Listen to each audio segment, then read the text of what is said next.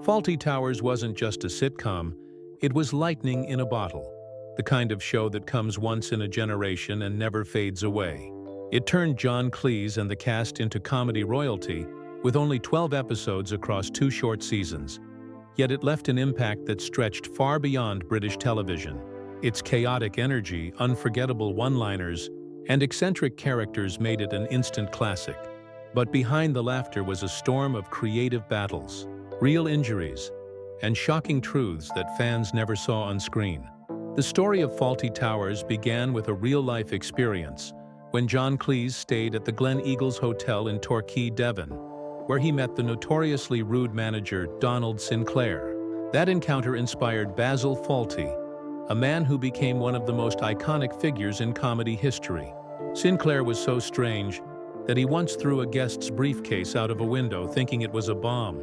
Cleese and his wife Connie Booth stayed longer than the rest of their Monty Python friends, observing Sinclair's bizarre behavior and turning it into comedic gold. But the road to getting Fawlty Towers on air was not easy.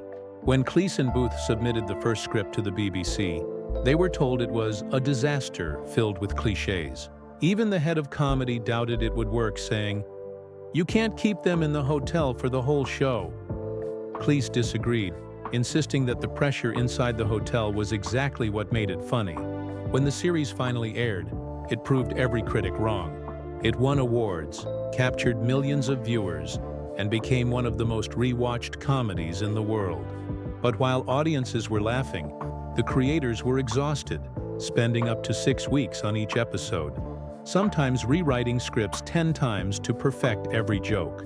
Cleese later revealed that he made only $6,000 for nearly a year's work, barely enough to live on, and that commercials kept him afloat while writing. What made Fawlty Towers so brilliant was its perfectionism.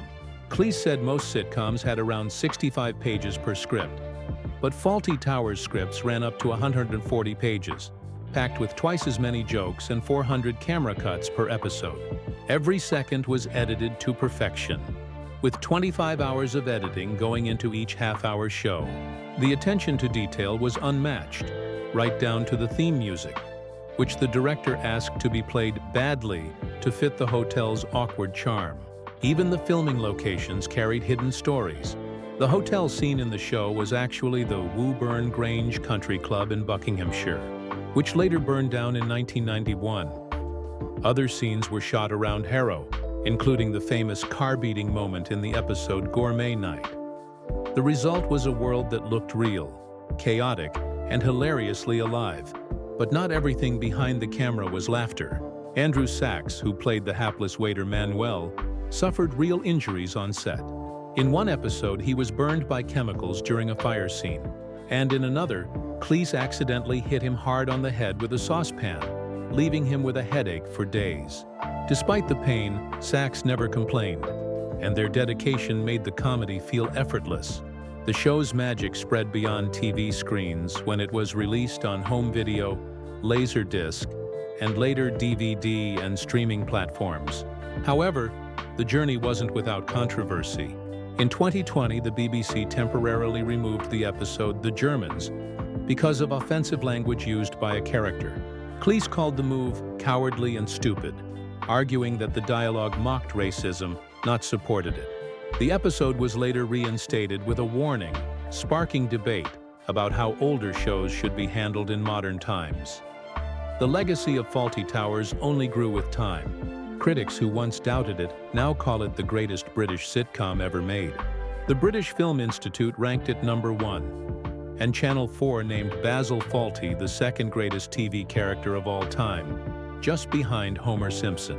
Yet behind the scenes, personal drama mirrored the chaos of the hotel itself. John Cleese and Connie Booth divorced during the second season but continued to work together professionally. Decades later, their partnership became a topic of debate when Booth revealed that Cleese wrote most of the dialogue while they developed plots together, saying she sometimes felt undeserving of praise for lines he wrote. Their creative tension added another layer to the show's legacy.